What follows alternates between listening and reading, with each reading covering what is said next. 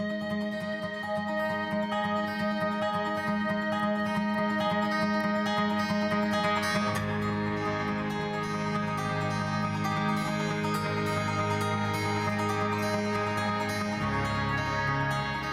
everyone, welcome to a brand new episode of the Behold podcast on the Genre Equality channel. My name is I'm Hitzer. Hadi. Hi, Maisa. This month, we are here to discuss FX's fantastic neo-Western crime series, Justified. Ooh. It's based on the stories of prolific crime author Elmore Leonard, Mhm. and it is my opinion, and I think my co-hosts will also go on to share their opinions in greater length later, that no other screen adaptation has captured the crackling wits, Mhm. abundant charisma, impeccably cool style of the Office anti-hero characters more vibrantly or more accurately than this show. For those of you wondering, what is Justified? Justified was a show that kind of went under the radar during the peak TV or golden era of TV Yeah. Mhm. period when stuff like Mad Men and Breaking Bad and The Wire were running simultaneously alongside this FX show. It is not my contention that Justified is better than any of those shows. In fact, I actually don't think it comes anywhere No, close to any of those it's shows. different. But while I was watching all those things during the golden era of TV period, I do have to say that I didn't look forward to a show more than Justified. Not Oh. That's not to say that it's better than the rest. Yeah. This is just the most fun show of that peak TV era. Yeah. You know, for 6 electrifying seasons, in my opinion, no crime series proved more fun or more combustible than this Peabody Award-winning show. Mhm. At the explosive center of this action Western style Stetson-wearing gunslinging show is U.S. Marshal Raylan Givens, played by Timothy Olyphant, who is playing according to type here. If you have already seen Deadwood and the many other things that Timothy Olyphant has done, Yeah. he plays cop in a cowboy hat who confronts murders, drugs, bank heists, mobsters, crime families, corrupt politicians, and even his own tumultuous past and family history. Mhm. And just never backs down. He has ice water in his veins, as Boyd Crowder says. Um, Speaking of, his ultimate adversary is the cunning, complex, charisma times a million outlaw Boyd Crowder, played by Walton Goggins, Mhm. who was initially famous for another FX show, The Shield. Mhm. Alongside them, the third real star of the show is the kind of wild card, Ava Crowder, played by Joel Carter, who is a mysterious woman torn between the two men in her life Mhm. on both sides of the law. It comes to you from creator Graham Yost, and is based on the legendary author, as I mentioned, Elmer Leonard's crime novella Fire in a Hole, alongside its many sequels. And it all leads to a perfectly unexpected final showdown in its honestly a really perfect series finale and final season. Let's begin with, I guess, the newbie to the Justified fandom here, Yeah. because I think me and Hardy watched it like way back in Yeah, the years day, ago. And we had to do a bit of Yeah, we have recapping or to rewatching to remind rewatching. ourselves, because I honestly forgot a lot of the details until I did 100%. that. Yeah. But I saw it's the freshest. So give us your take on Justified, having just consumed multiple seasons of the show in a very short time. Oh my god. Yeah. I did catch, I think, season one of Justified when it first came out, right? I think Mm. it was showing on TV at the time. And my brothers and I were kind of like latching on to the whole cowboy thing, all of that. Yep. But I don't think we watched past season one, either because it wasn't showing on TV anymore or we just didn't have access at that point in time. Which Mm. to me is very sad because like season one is by far it's a great season, but it's not Mm. as amazing a season as the five that followed after that. Mhm. Um, Sure. so having watched like the majority of like 6 seasons over the past 2 months or so, wow, Mm. I don't even know kind of where to begin. I think Hits, you kind of covered it.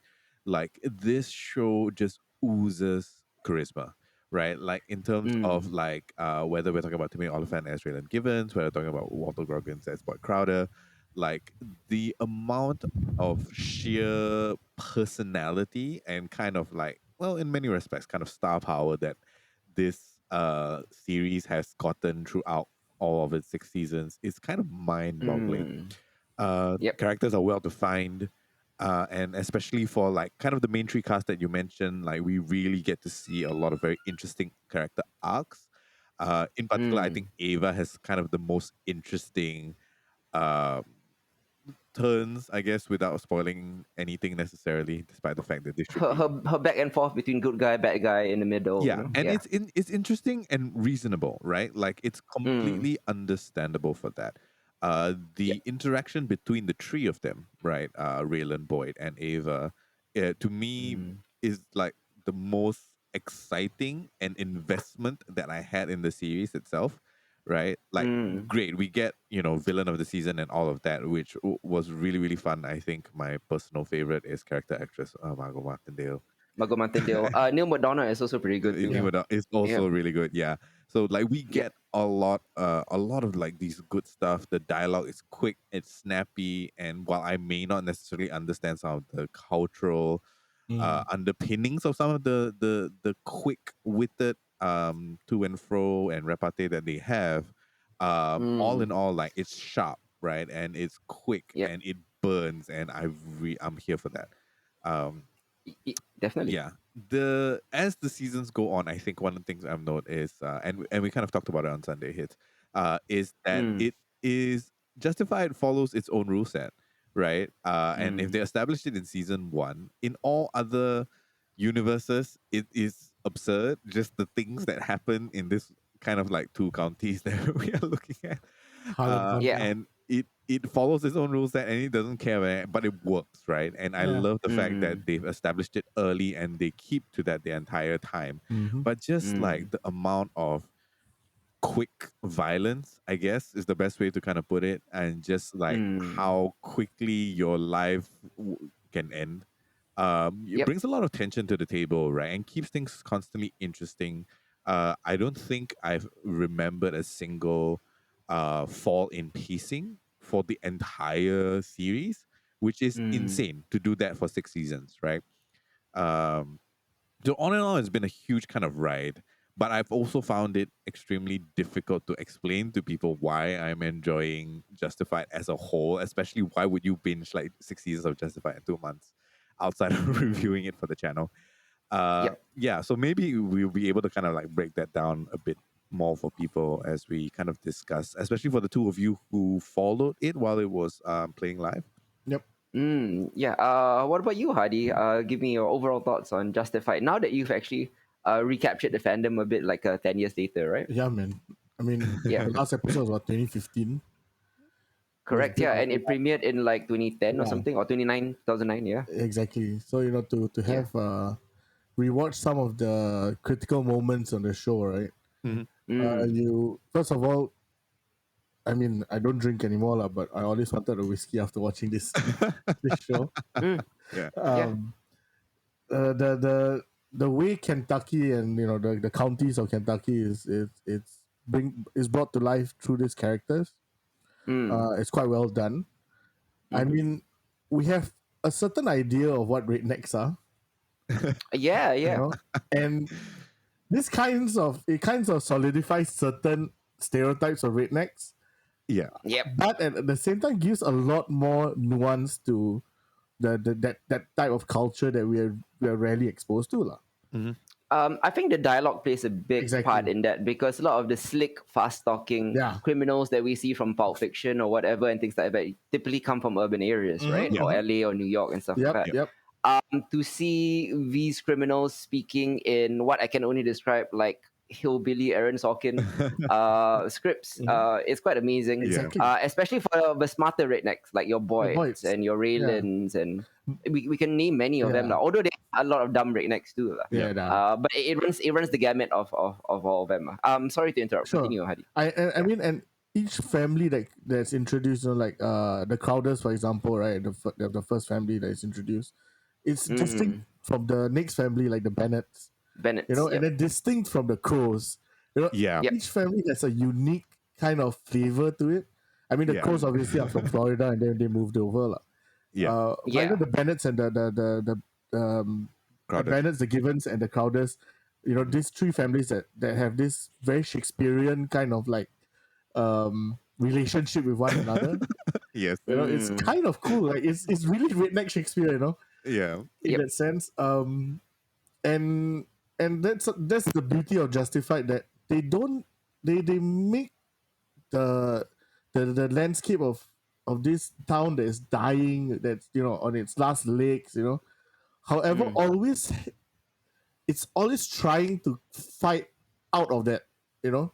I mean, like Boyd, I think personifies this the best. Like he comes up with schemes every single season, Yeah. trying to get that, you know, that breakthrough, Yeah. you know, Yep. and always coming short. And just, you know, and his foil, which is Raylan Givens, right? Always having to, you know, trying to run away and always having to come back. You know, that's the beauty of this story about a man unable to escape his past, lah. Mm. You never leave Harlan alive, like the song Exactly. goes, right? But he Yeah. did, lah. Yep. He managed to. He's the only one that managed to. Yeah, his spin-off is set in Detroit, so Exactly. what are you gonna do? Yeah.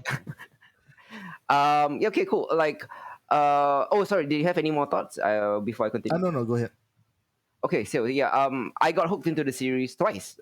First live, and then now Same. rewatching it. You know, Justified very easily becomes a show that you not only want to see the characters expand and grow, but it's also a show where you can't wait for you. Isa mentioned the quick violence, but it's also the long stretches of tension Yeah. that feels prior to the violence that gets you. And over the course of the 6 seasons, the creative forces and the writing team led by Graham Yost continued to find unique and fun ways to introduce very, very colorful characters who not only enriched the show's personality and presence, but also doubled down on the show's penchant for, like I said, tension and violence. Yeah.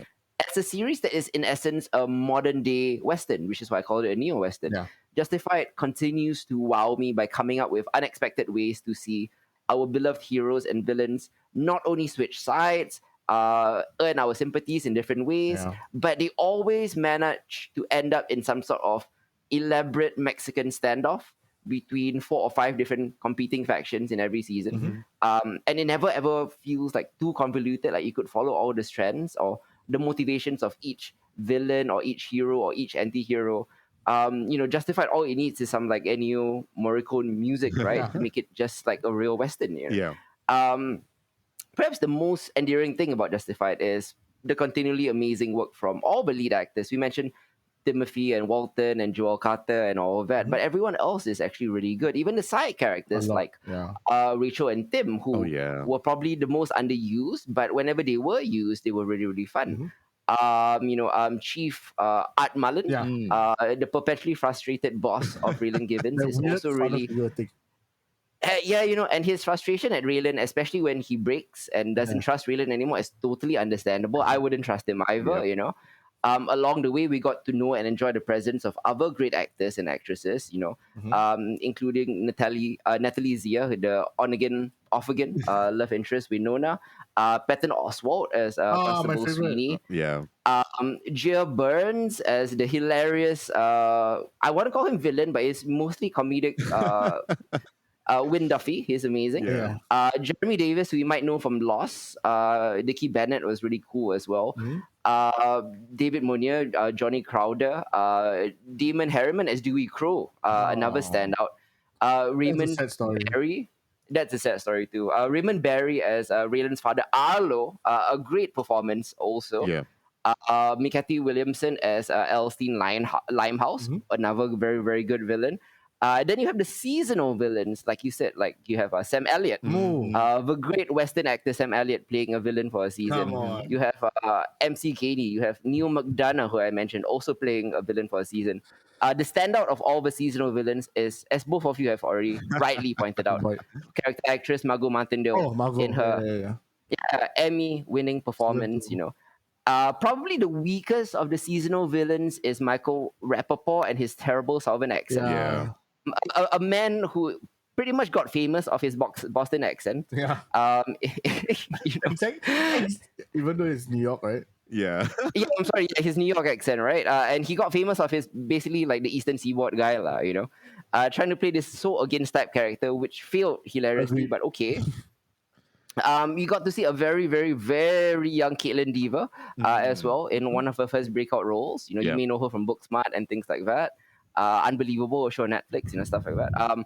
Yeah, a lot of it is just filled with good to great acting, Michael Rappaport notwithstanding. Mm. Of all the characters, let's jump into character arcs and different characters Sure. as well. Yeah. I think a lot of people would assume we want to begin with Raylan Givens.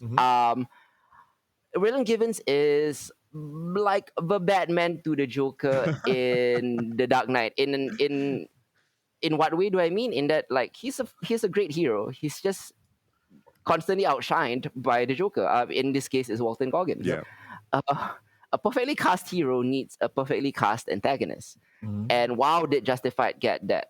He rose from who was that guy back during the Shield era to becoming one of the best things about various shows like The Shield and Sons of Anarchy, and now he's on the Righteous Gemstones. He was in films as diverse as Django Unchained and things like that. Yeah. And Walton Goggins commands attention every time he's Mhm. on screen. Yeah. His Boyd Crowder is by turns charming and deceptive. He is hilarious and lethal. He is the kind of villain with so much life and complexity that you want him to stay alive. Yeah. Fun facts: Walton Goggins was only hired for the pilot. He was supposed to die after he gets shot at that Oh, dinner table Yes. scene at the You end of the told me this. pilot. interesting. I didn't know Correct. that. Yeah. Didn't know Yeah. that. Yeah. Everyone, obviously you shoot pilots months, sometimes years before the show gets picked up to series, right? You show the pilots to executives, you try to sell it to a network, Mhm. and then once it gets picked up 6, 7, 8 months, sometimes a year later, then you film the second episode. Mhm. So Walton Goggins was not meant to return, but every feedback they got from every executive they showed the pilot to was like, if you want us to buy the show, you got to bring him back. And so he had a miraculous survival where the Yeah. bullet just Yeah. missed his heart. Not only did he come back for the second episode of the first season, Very true. he became the central, pivotal figure of the show with Raylan all the way to the end. Yeah. Yeah. In fact, the show was built around two their characters. relationship. Yeah. It's his final line, "We dug coal together" and stuff like that. It's all built around them. Every scene with Timothy Oliphant and Goggins is electric. Whether they're just simply trading funny dialogue, they're fighting each other. Sometimes they team up to stay alive. Yeah. that's Sometimes cool. they're just sometimes they're just like throwing like veiled threats at each other. It's all very, very fun. Raylan and Boyd will certainly take their place with the best of any duos from any of the shows that we mentioned. Agreed. Yeah, I mean, Justified is not as good as The Sopranos or Wire or Mad Men or Breaking Bad. But the duo of Walton and Raylan, or Walton and Timothy, probably the best duo of any of the other shows. Agreed. What do you think about? Let's go with you, Isa, first. What do you think about Walton Goggins' performance? Because I don't think you were too familiar with Walton prior to Justified. I mean, like outside of the wire, right? Like Walton. No, he wasn't on the Wire. He was on The Shield. The Shield, yes, that's right. Yeah, I didn't quite get into the Shield very early on, so I didn't know, right? So I recognize him from a couple other movies and series that I've seen it here and there, but this is the first time like he's kind of like front and center with all of that. I didn't. It didn't occur to me that he might have only been hired for the pilot itself, and because it felt so natural the way Yep. in which like they brought him back, and the desperate need I think the show had for him. That I never questioned it. So like it was a surprise to me when you dropped that little nugget of information. I love this intensely pendulous swing between his initial kind of like white supremacist slash Bible thumping kind of like cult leader thing, and that swing, that huge emotional swing from there, all the way to the other end, and even at the beginning when he tells Raylan like you're kind of like my only friend, right?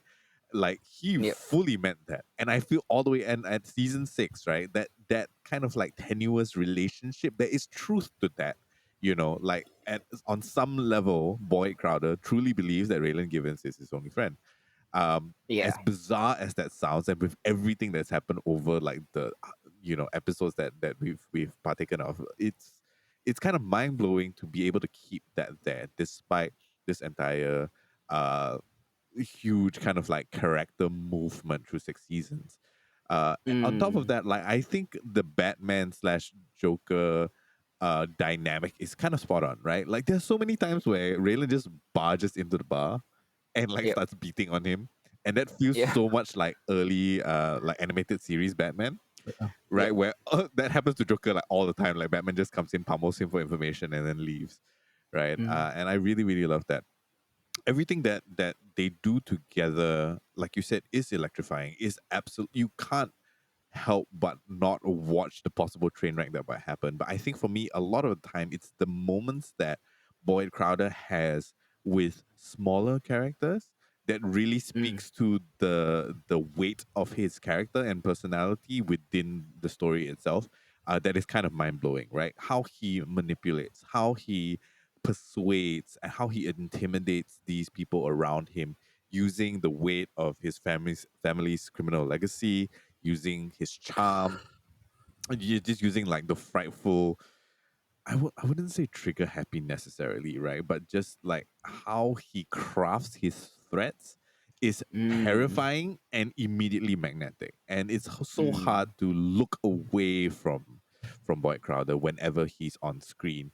You know, his presence is just constantly felt, whether or not he is present in the particular scene that we are seeing, and that in and of itself makes the show feel so much more whole and complete, right? To have like these characters, like the object permanence of the characters there, even though they're not on screen. Yeah, I mean, and he has such a good look too. The slim cut denim bomber Yeah, jackets that he yeah, wears, the air tie, his hair. yep, Yeah, It's everything about him is almost like he was drawn in a comic book, yep. and it's really really great. yeah. What about you, Hadi? I think Boyd is what I think one of the words that describes him is his chameleon-like nature as well. Ooh, Yeah, His yeah, yeah. ability to adapt to the new situations that surround him yep. is quite Mm, incredible. I love that all the rednecks make fun of his teeth yep. because it's such nice teeth, Oh my, he has beautiful teeth. right? His Mhm. smile is really magnetic, right? Yeah, And Yep. so everybody makes fun of it. I like they call it out all the time. yeah. Uh, Mhm. When they knocked it, who knocked his teeth out? Fuck, I forgot. Uh, yeah, that scene where he gets his teeth knocked out, I felt like physically kind of like, no, come on, man, like Mm. that's not right. Yes, exactly. yeah. Please Yeah. continue. Sorry. But so his chameleon-like traits, like he was once a white supremacist. He Yeah, was once a cult leader, right? Evangelical Bible thumper, right? yeah, Yeah. And then he became he became this weird crime boss, or trying to become a crime boss throughout the last few seasons.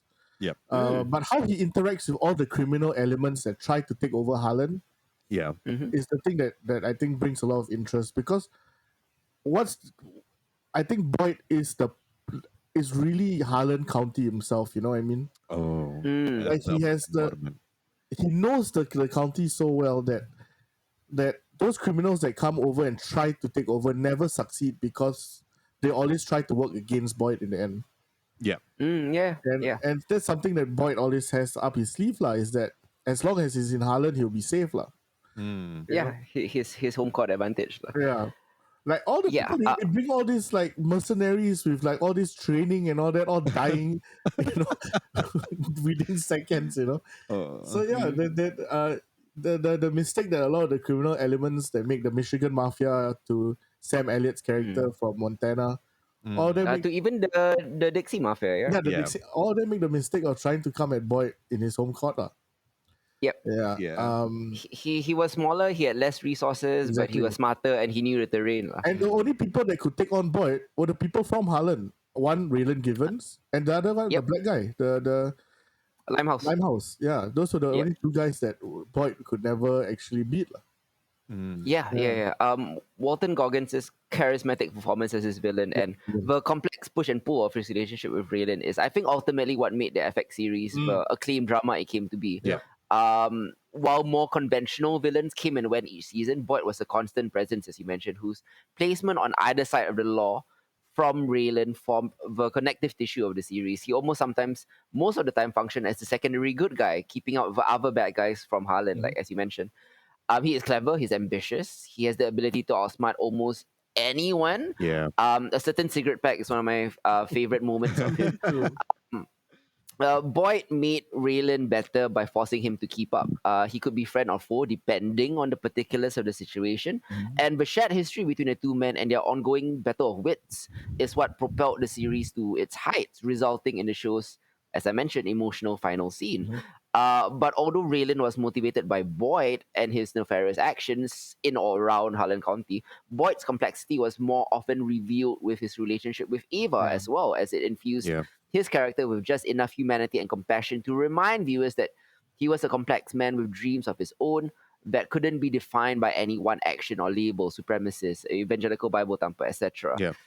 Knowing that Boyd wasn't supposed to survive the pilot only adds to his already impressive resume, and as such, he is likely to go down as one of TV's greatest villains of all time. And one of the series' masterstroke is the seasonal villains, because for the longest time, Boyd was so charismatic and so funny and so watchable, and he was up against people who were worse than him, morally worse than him. That it's easy to forget how bad of a person Boyd Crowder is, Yeah. which is what laid the groundwork for season 6, when Boyd and Raylan had gotten rid of everybody else and there was only Boyd left. And then you were forced to really look at Boyd and how bad he was. Yeah. Yeah. And then you were kind of like, ugh, oh man, this guy's kind of bad. Kind of Like, evil. he's kind of evil. How do we like overlook this just because he was so charming, right? And he was up against more evil people. But when it was just Boyd versus Raylan is when the show really fires. And I especially, weirdly enough, really loved Boyd when we were forced to look at his evil and all the bad things that he's willing to do. Yeah. Because he really is a bad guy. Yeah. Like, the show doesn't sugarcoat that at all. It's just like the flowery words and his multi-syllable, dialogue choices are the things that like blind me to his evilness. Boyd is great. Let's move on to the actual star of the show, though. Timothy Olyphant, who, if you have seen Deadwood, Hadi, have you seen Deadwood? Yes, I have. He's also a marshal there. Yes, and in every other TV show since. Yeah.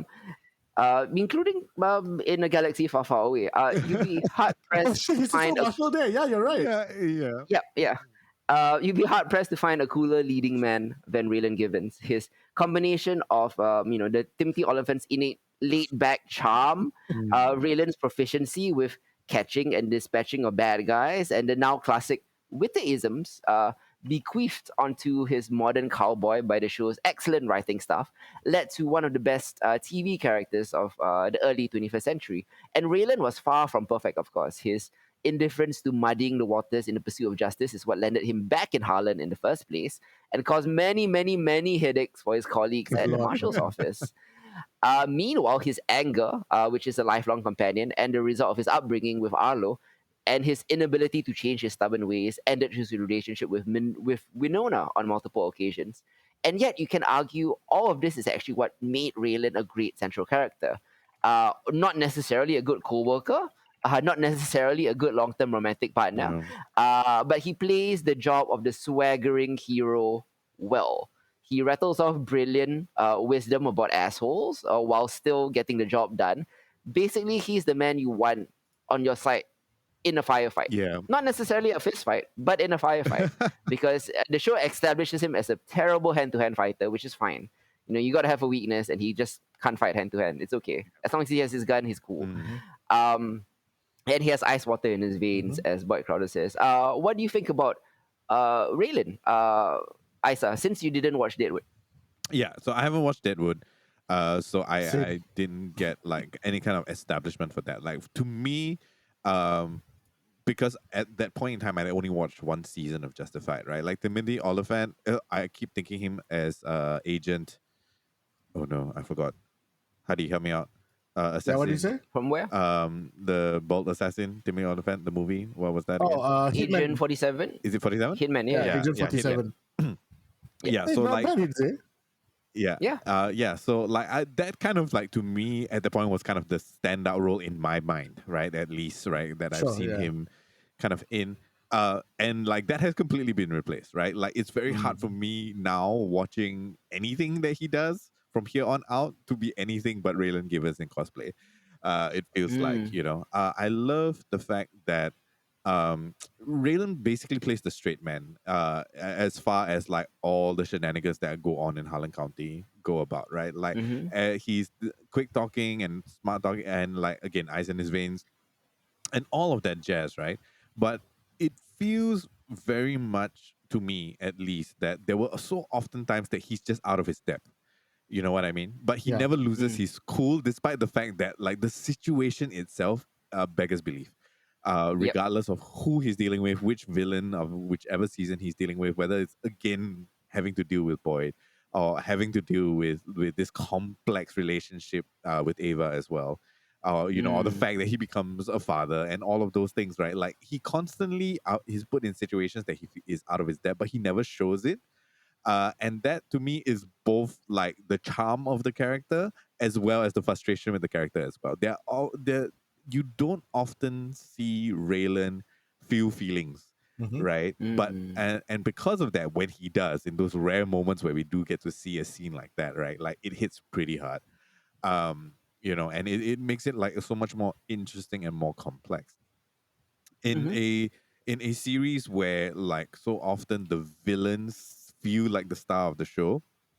It's Yep. often easy to forget how important like Raylan's kind of presence is within the Mm. story itself and how central he is to the story, right? Because we are constantly shifting our attention to the Correct. schemings and machinations of everybody else. Yeah. Mm-hmm. And it's only in the times that he gets in trouble with the law himself, right? Whether it's them trying to uh, pin There's a corruption dirty on cop. him as a dirty cop, and that Mm-hmm. whole kind of like there are several arcs in which like they try to kind of do that. That you kind of realize like, oh, you know what? Like, I don't think people really understand that him coming back to Kentucky is, you know, kind of the reason we have this show in the beginning, right? Like as this Mm-hmm. kind of central figure. I And I mean, find he that threatened a drug lord and then shot him. yeah, yeah. One of the most like amazing, quickest like opening scenes, right, of any Correct. kind of Mm-hmm. franchise. Um, Yep. so he feels very much defined by the characters around him, right? The Mm-hmm. bigger the personalities Mm. are around him, the more steadfast the character of Raylan Given feels, and the more consistent he feels across 6 seasons, which I think Mm-hmm. is a very difficult thing to achieve in the writing itself. And so yeah, I think that's something that like really kind of stands out to me. Yeah, outside of that, like the cowboy hat for sure. Kind of small complaints. I always pictured him like in the suit with the cowboy hat, right? But as the seasons kind of went on, he relaxed that a fair bit in Mm-hmm. a lot of Yep. scenes, and I never Yeah, really because it was quite getting in the way. yeah, right. I mean, like that, and him getting injured, It's and like all so of that obvious. jazz. Yep, that's Raylan Givens over there. Yeah, yeah, yeah, Mm-hmm. and you know, like the whole, like even like was it Dewey that tried to impersonate him? Yes, yes, yes, Yeah, yes. one, Mm-hmm. yeah, like just wearing a hat and a suit, like Correct. is one way to go about it, you know. But so slick, Raylan He's Givens, and a perfectly flawed hero, mm, in all respects, which makes it compelling to yeah. kind of watch when he's up against people who really don't give a shit about human Mm-hmm. life, Mhm. about morality, and all of that. And it's amazing that he doesn't compromise as much as one as would think, right? In the course Mm. of his pursuit for justice.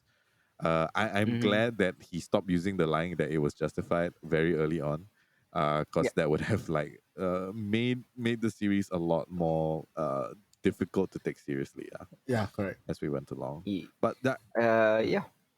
What about you, Hadi? Raylan is yeah, I mean I think I agree with a lot of what Isa brought up. mm, Yep. It's lucky that Raylan is also a US Marshal, where Mm. he is given some federal authority to kill people. Sure. I mean there's always been like you think that it's unrealistic that Raylan kills so many people, right? Mm. But the US Marshal Service in his history, right, especially Mm-hmm. for the past 20 years, Mm. kill about 33 people a year. So, Mm. and it's not because they are more bloodthirsty or anything like that. They do have laxer laws because they are federal service, but also because their job is specifically to pursue dangerous criminals. Yep. So yeah, They're fugitive hunters lah. yeah, which means that you're going to get into a gunfight lah. Yeah. So yeah, therefore why they kill more people. So yeah, perfect to put. I mean, making him a U.S. Marshal, and I think that is one of his like main identifiers also. That Yep. if you take away that Marshal badge from Raylan, right? You can take away the badge, but you can't take away the Marshal out of Raylan, you know. Right. Yeah. Regardless of that, he's always going to have that kind of like martial instinct lah. Yep. One of the things about him that Raylan's complexities is definitely his relationship with Harlan County itself lah. His relationship with his father, I think, is one of the best ways to really understand Raylan as well. His father's a criminal, a near total opposite of him in terms of like he's fighting his law enforcement. His father's a criminal, a lifelong criminal.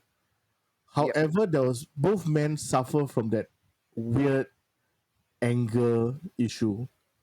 Like Raylan like, keeps it very cool, but you can feel this like weird, powerful energy within him. Yeah, like he sees, like he sees anger a lot of times. Yeah, you know that especially when it comes to whenever he comes back to Harlan County, wherever he's confronting Boyd, you know, he's the always the one that is a little more unhinged than Boyd. Like Boyd's cool with all his like, you know, his lines, his fancy lines, and his a way that he interacts with Harlan. Raylan. Yep. Raylan always has this like impatientness, you know, with dealing with Boyd Crowder lah, most of the time. You know, there's still like, the heartwarming times and all that. I think it changes when he becomes a father. You know, with that 2-season long pregnancy, by the way. Yep. Where what? Yeah. But I mean, those 2 seasons took place over a few months. Exactly, only, so it took place in 9 months. All that craziness took place in 9 months. Breaking Bad, the entire show took place over 18 months. Exactly. Yeah. So you know. Yep. Less on the thing, but one thing that I really give Raylan credit for is the ability to make you feel compassion for most of his the criminal elements lah. Apart from Boyd, you know, Dewey is one of the guys who get bullied by Boyd, you know, by Raylan a lot. You know, getting by Boyd, by everyone lah, to be honest. Yeah. But you know when Raylan like smashes his face against the steering wheel and all that, you can't feel like this guy is so stupid. But then you know when he like deputizes Dewey to help him out, you know, that kind of thing. So Raylan is just the epitome of cool, but then that's just the surface. Once you go underneath the layers, he becomes this very complex character who's really just trying to get away from all this and just can't, you know. Quick point to what you brought up, Hadi. I looked it up, and Raylan has only killed 24 people over 6 seasons. Yes. It's actually it's a much lower body count than you would think. Yeah. Yes, correct. Yeah. When you compare to, say, Jack Bauer, who as of now has 309 kills. So like you said, the U.S. Marshal Service probably has about 30 on average-ish, right, a year. Yeah. Raylan doesn't even account for much of those, like, actually, course, if you were to divide over 6 seasons. So he only has like 6 kills a season on average, Exactly. which isn't actually that much. But he actually, Boyd actually has less. He only has 17 kills, which is a lot lower. Although his kills are more memorable, like I said, for sure. the cigarette pack or the brutality of the Dewey Crow murder, things like that. So Boyd has more memorable kills in that way. There's a few kills. The Dewey Crow murder was the one when it made me look at Boyd differently. Yeah. It's the perfect way to turn him to the main villain after he was the secondary villain for so long. Yeah, and the other one was actually, you know, when he killed the guy that he took hostage. Sure. The one in the truck in season 6. Yep. Yeah, I think that the sheriff from Boardwalk Empire. Yes. Yeah. When he killed that guy, that was when I knew that Boyd is not coming back now. He's an evil guy for sure. Definitely, yeah. But what a great character, you know. Yeah. Let's each pick a favorite, although I kind of think I know what you're going to say of the seasonal villains. Let's begin with you, Isa. Uh, Probably it is who we all think it I is. think I yeah, know who this will be. definitely. Yeah, It is that Max Bennett for sure. Max Bennett, Margot And Yeah, Bantil. Mark Yeah, and Dale. I think that was season 2, right? Yeah. mm, correct. I Yeah, think very early. So. it was early, and it was also because like it felt of all the villains like there was a hometown problem essentially, right? yes, Mm. And I correct. think the entire Bennett arc together with the, oh man, what was the mining company called? I can't remember. Black Pike. Yeah. That entire kind of arc, right, really, really kind of stood out to me because like it had a different set of stakes, right? Like we were talking here Mm-hmm. about like real people who were living in Highland County, and everything kind of rested on the Bennett family and how they were going to play their cards. Mm-hmm. You know, there was Mm. emotional stakes and tangent for that particular season that I felt was lacking elsewhere because a lot of the villains were from elsewhere, Mm-hmm. right? Like whether it was Robert Quayles, whether it was the Crow family, like it wasn't as hard hitting to Raylan or to us, I think, as an audience member, because it was out kind of outside of that look. It lacked the localization, I guess, of violence and drama and tension. Mm-hmm. With the rest of them, all the way until season 6, when it was once again right, just Boyd and Raylan itself. So like hands down for me, phenomenal performance. There were moments like when she's grieving her sons, Yeah, that's it. or like these really intense conversations with Raylan, where she held her own and like in many cases kind of just like overwhelmed, right? Like on the screen, her on the screen presence as Max Bennett. Oh my god, like it's an unforgettable character for sure. Yeah, her apple pie moonshine Yeah. still Yeah. great moments are there. What about you, Hadi? What do you think about Max Bennett? I assume she's your favorite as well. Uh, I mean, I was gonna. Yeah, she's definitely my favorite. But then I was gonna bring up the season with Robert Quayle. Oh, Let's bring up Robert Cole because Neil Madonna is amazing too. yeah, yeah, Yeah, Neil McDonough. Oh, so again, a lot of the actors do come from Band of Brothers.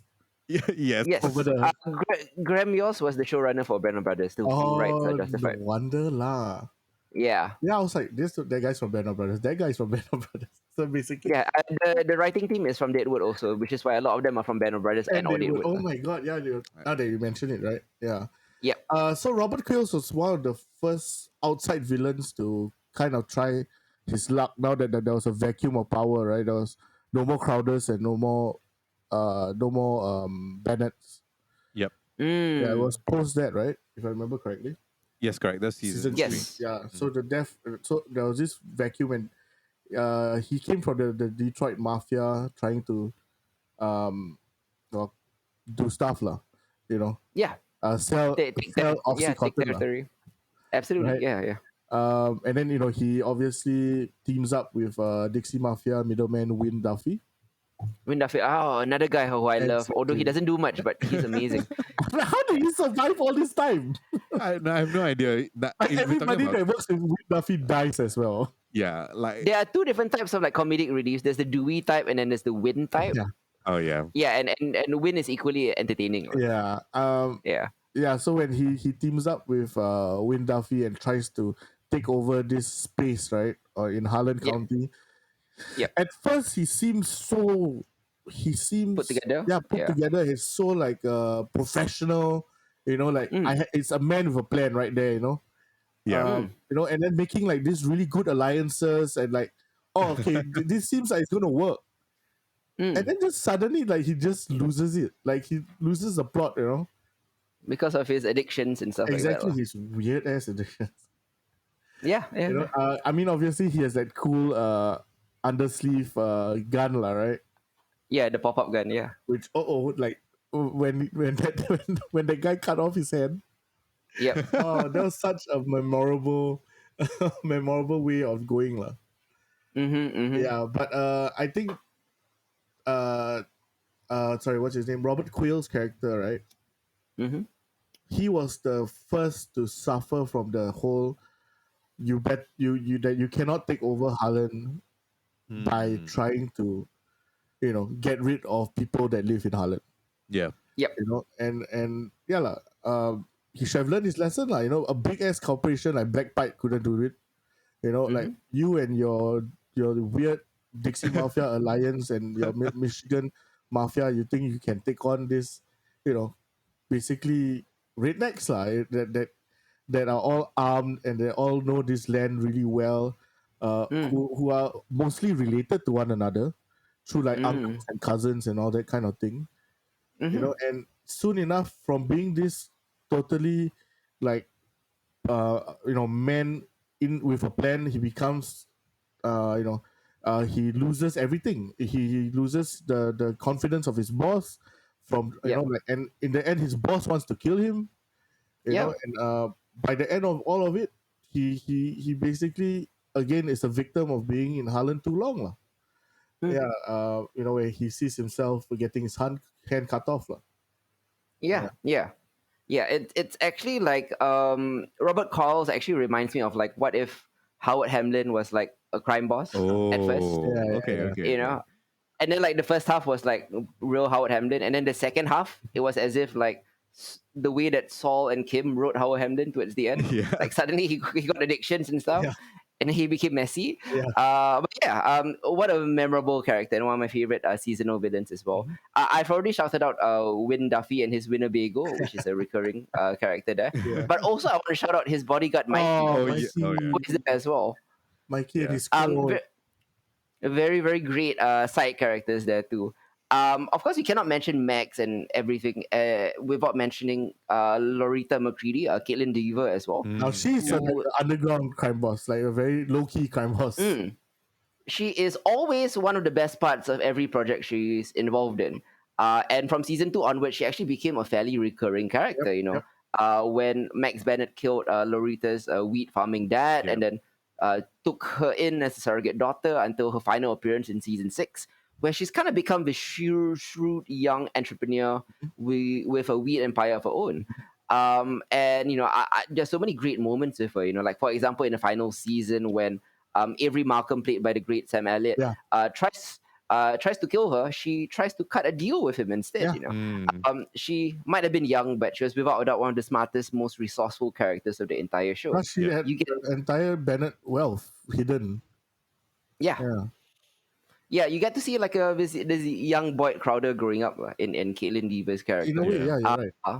It'll be great. Like if the show ever comes back, like for not just for just one season, but forever, like Loretta will be a great show villain over the course of many seasons. Sure.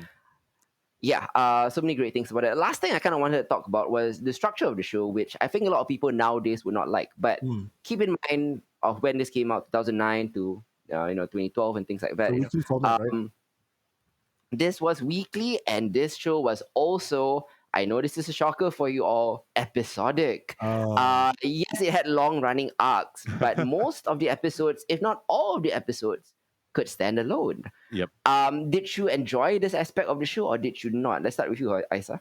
I did. I absolutely did. I think like when you are trying to tell a long form character story, to have all these kind of like I'm not necessarily slice of life necessarily, right? But have these vignettes of what like it's actually like as a marshal, or what's actually going on in the county in everybody else's lives, right? Is extremely important, right? Because it's not just like, sure, we have an overarching kind of plot for every season, and of course across the 6 seasons we have something there as well, right? But it's the small moments, I think, like kind of like case of the week, or crime of the week format that really solidifies who these people who are involved are, right? And I think that they managed to keep these things interesting enough where it didn't feel like, oh god, like it's the same thing over again, just a different guy. The puzzles that they had to kind of, or the people that they kind of had to interact with, the criminals that had to arrest, were always interesting enough and always added substance to the story that they were trying to tell, just in its variety. And I really enjoyed that, right? Because it's one thing to enjoy, like, a Boyd and Raylan kind of like going at it, but if they were at it all the time for 6 seasons, I don't think that would have been enjoyable. Yep. It was the space in between to allow the characters to breathe, allow the characters to be seen in like a different light, in different perspective, in different situations that makes Justified work. Mm. Definitely. What about you, Hadi? Were you bothered by the episode of the week format? I mean, not really. I mean, we grew up with that kind of TV. That's true. Exactly. Yeah. This is another like tough thing for me to sell to younger Yes, viewers correct. who are too used to the serialized format. Yeah. We grew up in a time when we miss one episode, it's alright. The next episode kind of catches up with what happens, and then goes on with a new story altogether. Or if you don't want to watch the whole show and you just want to tune in for one episode, that's cool too. Exactly. Yep. Yeah. At different time, it feels a bit. It does feel dated in that sense, but I'm fine with it because I grew up with that kind of TV. Yeah. So In fact, some of my favorite episodes were the cases of the week. same. Yeah. Like some of the very, very best episodes or stories of the show were one-off episodes. Like the guy who was trying to find the money in the house, that Oh, that thing with his. Oh, Yeah, that's like hilarious, man. there was a random season 1 case of the week, but I remember that till this day. Yeah. I didn't even rewatch the episode, but I remember that story. And they It's went such to a the great. wrong house. Because they mistook what school it was and Yeah. stuff like that. It was such a great short story, lah. And then there That was they show. yeah, you're right. Because there's so many intriguing, like little, like the double cross, and that, all Yeah, that kind of thing. Yeah, okay. it felt like every little case of the week short story could have been its own season. agreed. Yeah, for If they sure. wanted to Yeah. expand it, yeah, you're right. If they wanted to expand it, exactly. Finally, beyond the episode of the week structure, let's talk about Raylan's hapless bosses and partners. Oh, no. The other marshals. The other marshals. What do you think about his cohorts, the other marshals? At first, I thought they weren't utilized very well, but when they were utilized, they were actually utilized quite well. Yeah. And I think Tim is the standout amongst all of them. Yeah. I agree. What about you, Isa? I feel like I wanted to see more of Tim, right? Like I feel like his kind of like backstory and his kind of like personal struggle with the suspected like PTSD, right, wasn't something that we really got enough of. But as Yeah. kind of like the more both Tim and Rachel, right? Like I feel like Yep. playing the kind of like straight laced sort of really the marshals that actually are good at their job, right, and do it like by the book, are an interesting counterpoint to Raylan, right? And at the same time, like as the seasons go along and you start to get to know them better as people, you realize it's not like they don't feel as much as Raylan. It's just that their decision making process is a lot more cogent, I guess, than the way that Yeah. Raylan goes about it. They are also not local, right? From what I remember. So they're not as involved and they're not as entrapped by the entire familial obligation slash like dynamic that is It's like, going on within yeah. within Harlan or in Kentucky itself. Yeah, the cycles of violence. lah. Yeah, exactly. The cycles of Yeah. violence. Yeah. So like Yeah. Tim in particular, man, like wow, what a machine when it comes Cool to under pressure, that one. yeah. I love it. I think when was it? When they brought in the other army vet, like when Boyd Yeah. hired Sure, yeah. yeah. In- So he got a couple of really great moments. I He think did, like he the two of them when they were like talking when the cars were parked, right? And Raylan and Boyd had been kidnapped.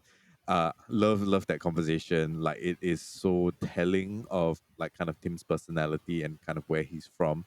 Like always on the job, always on task. But at the same time willing to compromise for what he feels is friendship or loyalty or a greater goal.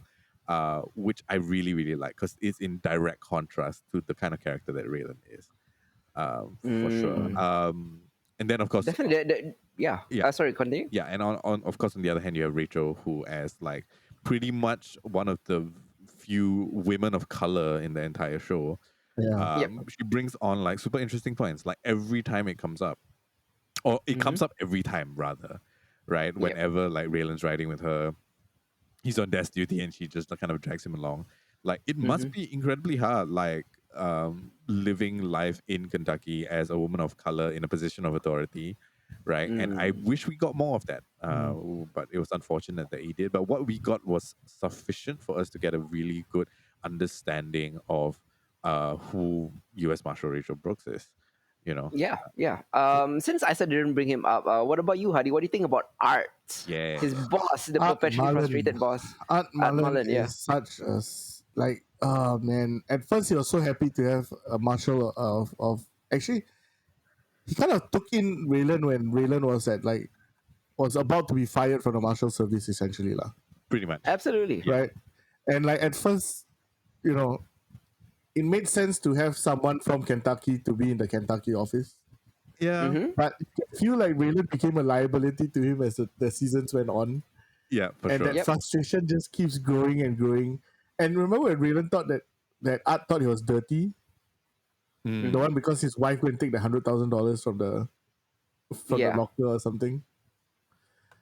Mm-hmm. And yeah, anyway, that kind of weird sense of disappointment that Raylan doesn't Mm. change, you know. Yep. And this lasts from season 3, I think, all the way to 6, where Yes. like Art just doesn't know what else to do. You know what I mean? He says his Mm-hmm. wits end lah. But at the end of the day, he always kind of has Raylan's back. Mm-hmm. Um, and Art becomes this uh, weird authority figure that Raylan respects. Yep. However, disregards a lot of the time also lah. Let's be fair lah. Mm. Raylan disregards his orders most of the time. Come back to He Lexington, he does. comes back 2 days later. You know, He's sorry about it, but he does it anyway. yeah. Right? he apologizes after he does it. You know what I mean? Yeah, but that's kind of in character for Raylan Correct. too, lah. You know, and Art becomes this guy who defends Raylan at the same time, and also his biggest critic lah. He sees through Mm. Raylan's cool demeanor most of the time. He Yep. can tell when Raylan is Fronting, yeah, right? fronting lah, right? And in the end also becomes his greatest protector lah, you know, especially protecting him from like the US attorney's office, that kind of thing. You Sure. know, Yeah. when yeah, so Art Mullen is I think among all the other other martial characters, right? He's the Mm. one that's given the most time, lah, right? Absolutely. Yeah, Yeah. because of the father-son Yeah, relationship, between lah. him Yeah. and Raylan. Same thing. I really love Tim. Tim is Raylan at range. Yeah, as a sniper. Yeah, Rachel is obviously the most constantly underestimated and the most dependable. I actually That thought that she was the best choice to take over as chief of the exactly. department. Yeah, Agreed. level-headed. Lah. A level header, yeah, absolutely. I would not put Raylan in that What? position. No, Like No, who the fuck would, absolutely not. right? Yeah, that's the worst decision you ever made. absolutely, yeah, exactly. Yeah. Great show overall, great characters. Any last thoughts before we move on to our picks of the month? Ooh.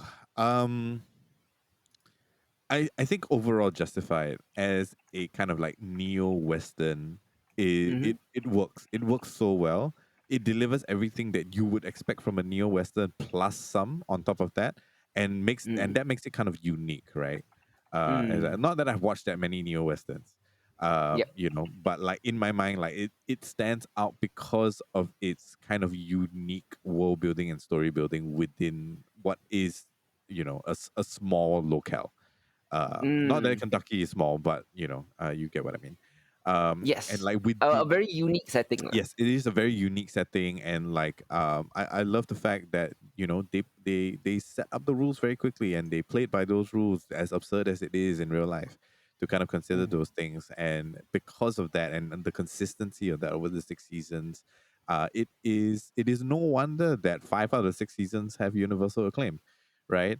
Mm. And that, to me, despite the fact that it came out in a time where there were better shows available, Yep. right? And it was kind of Mhm. like the heyday and the vanguard of like prestige TV.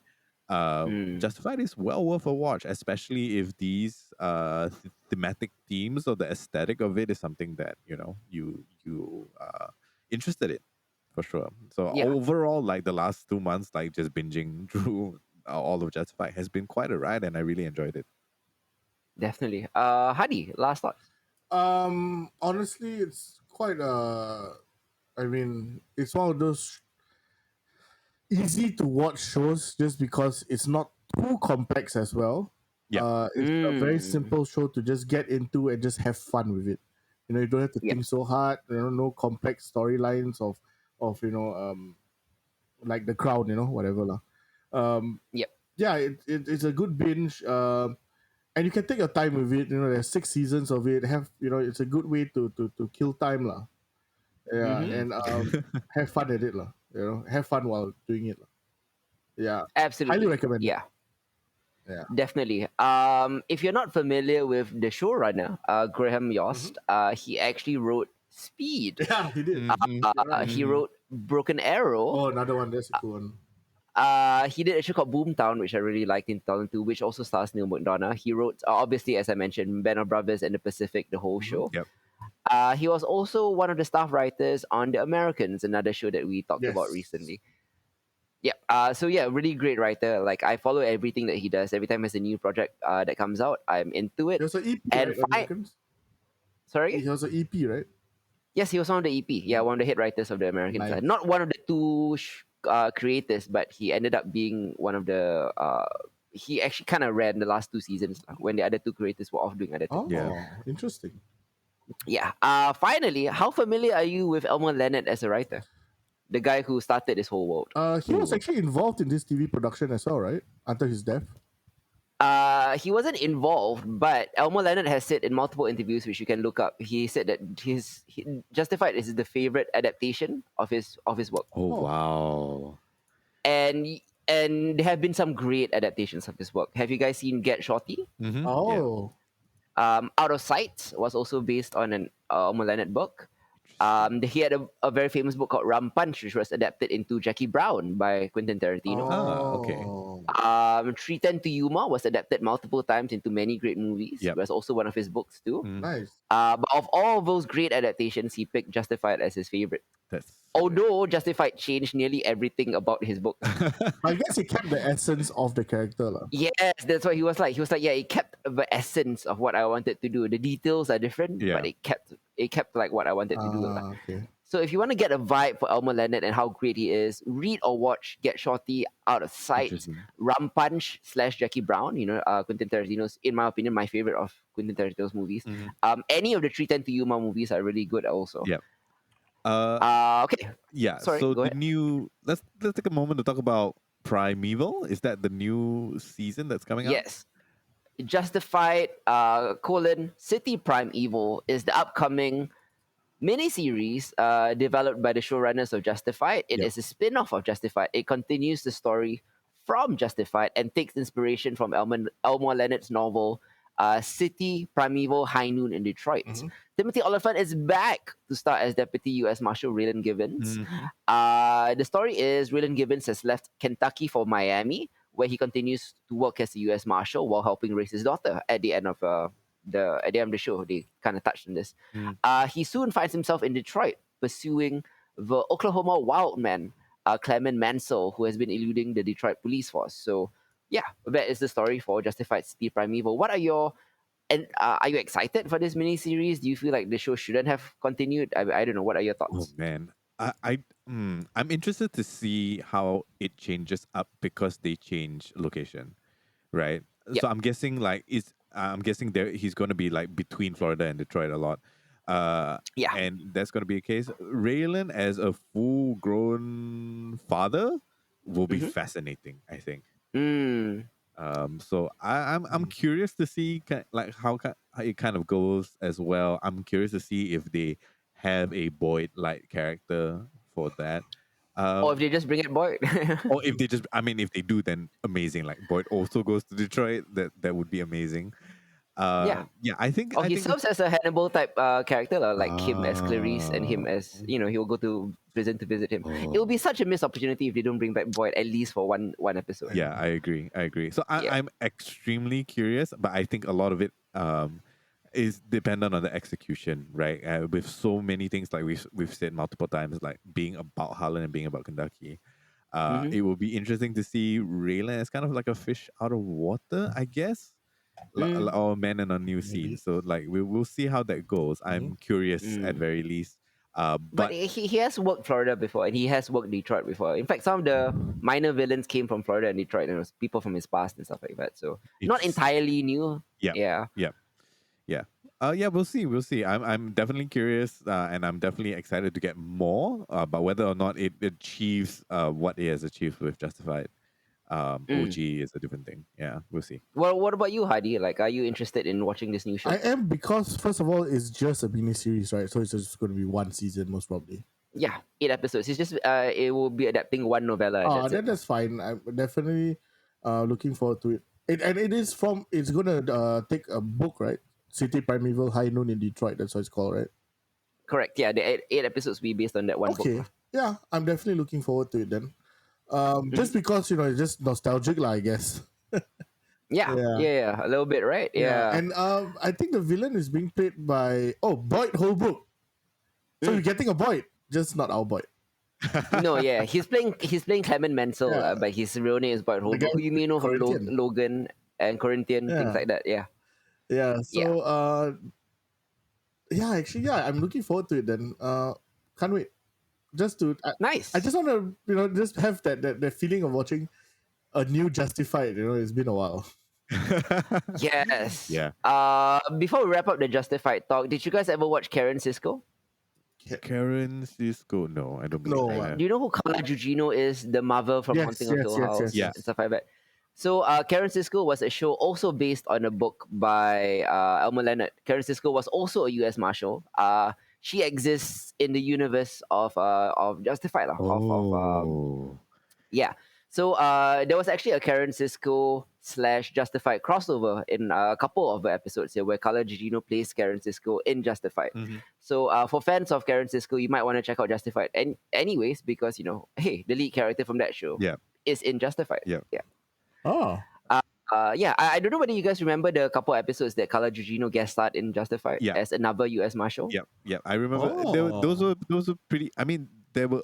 It was just a couple, but those were pretty interesting, for sure. Yeah, yeah. So those were technically crossover episodes from her show, lah. Ah, I Interesting. see. I need to rewatch. I can't remember.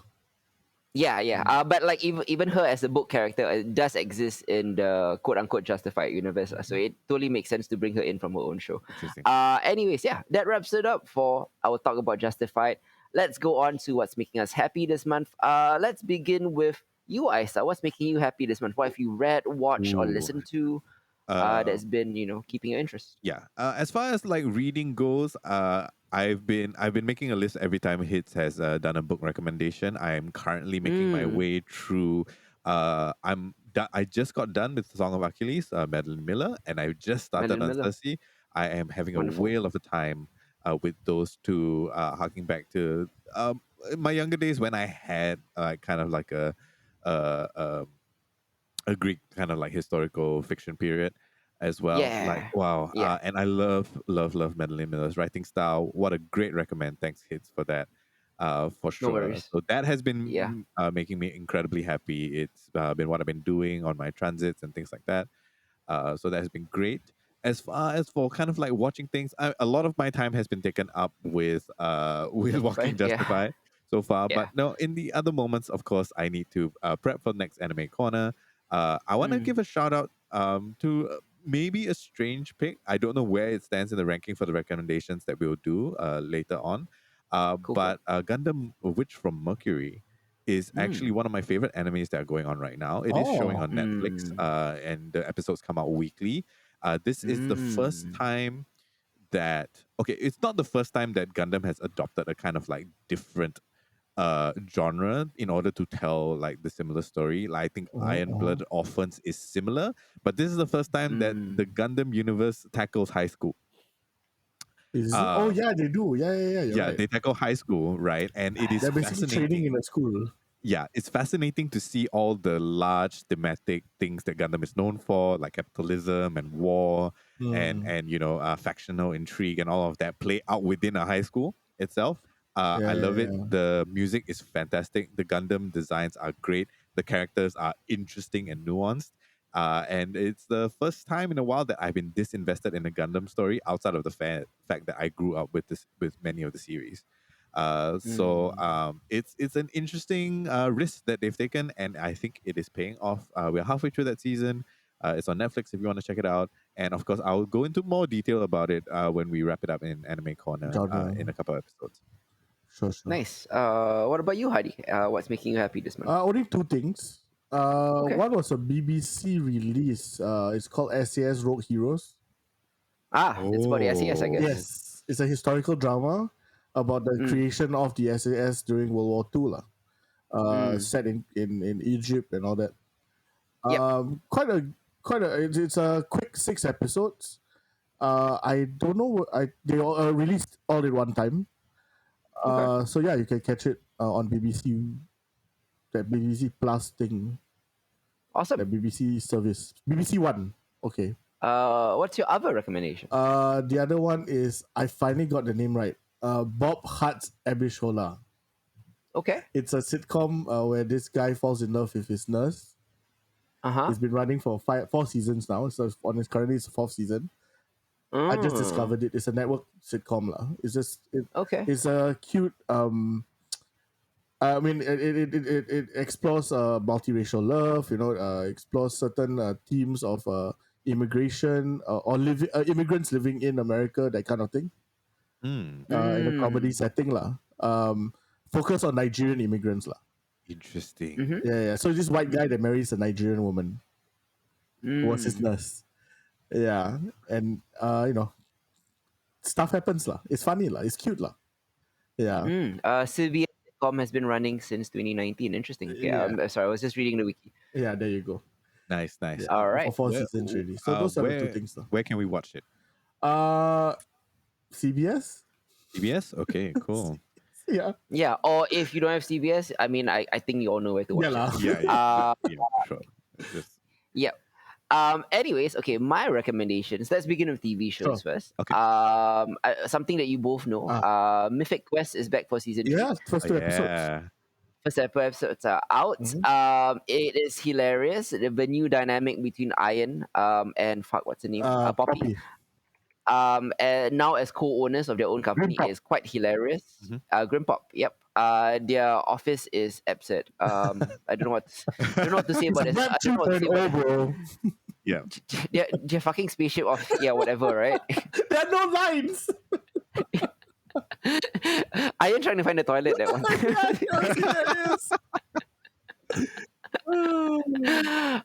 So I mean, if you love Mythic Quest seasons 1 and 2, this is no different. Mythic Quest keeps keeping on.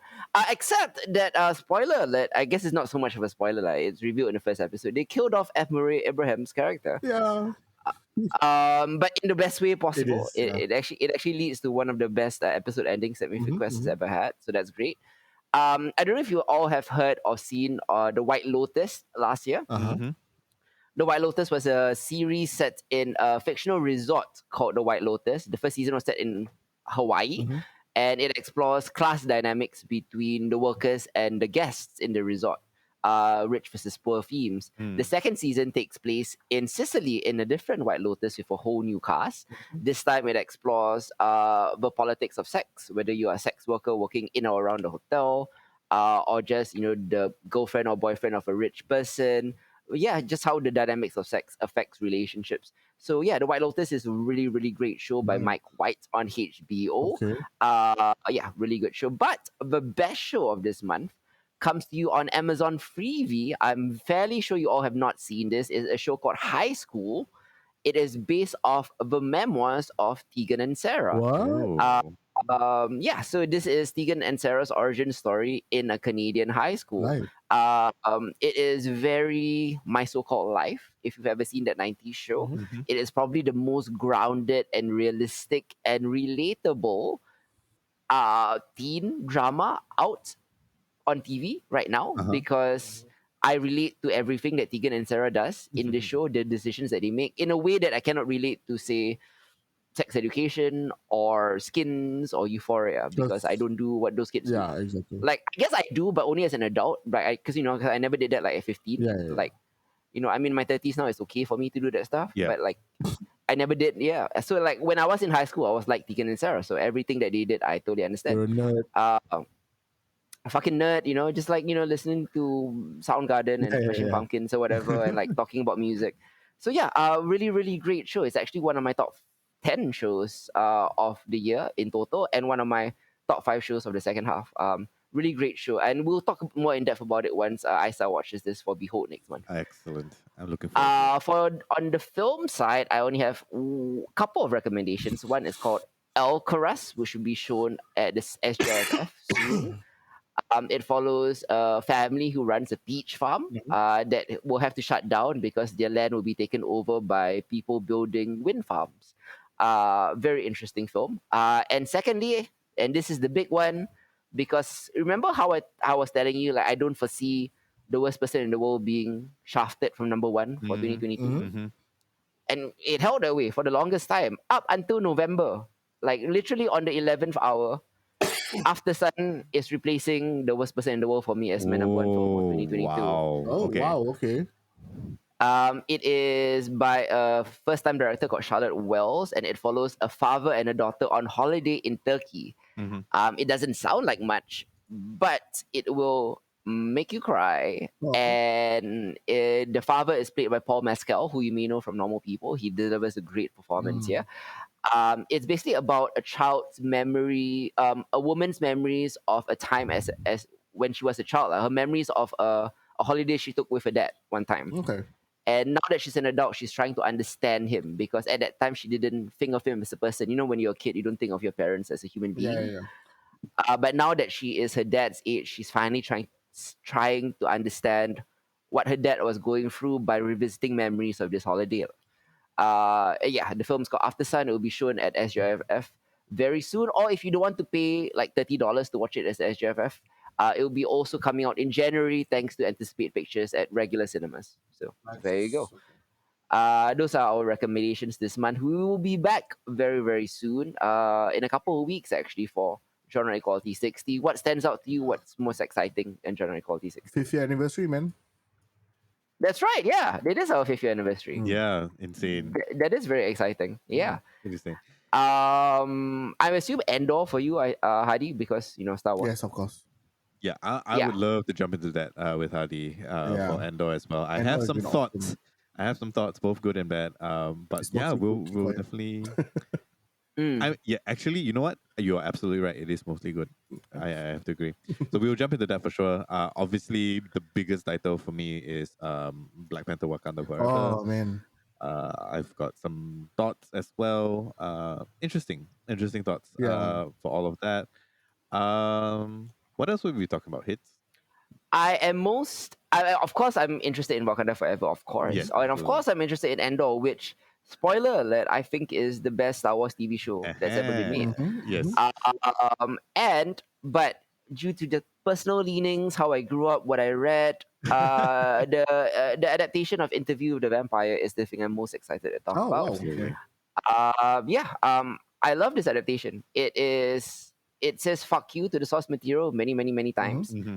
But like I said many, many times, I hate faithful adaptations. Yep. And this one continually surprises me because I don't know what to expect because it changes nearly everything. Oh And it's interesting because, like usually it's boring. Like I know what's coming next. I know what arc is yeah. coming But you next. I read know the what fucking character book. is gonna die. I read the whole series. Exactly. And this one I never know episode to episode what's gonna change, what's gonna stay the same. It puts me on my toes, and yeah, it's really great. One of my favorite horror movies of the year is also Barbarian, which I'll be talking about very, very soon. So excited for that. I know Hadi wants to fucking shit on Don't Worry Darling. I'm gonna let him do that here. Isa F is going to be talking about Wednesday. I'll be talking about another vampire show, Let the Right One In, another adaptation of that. Mm-hmm. The creators of Dark are back Hey. with another German mystery called 1899. Oh wow. Oh yeah. You talked about it already. Yeah. Amy Adams is also back in the sequel to Enchanted called Disenchanted. Disenchanted.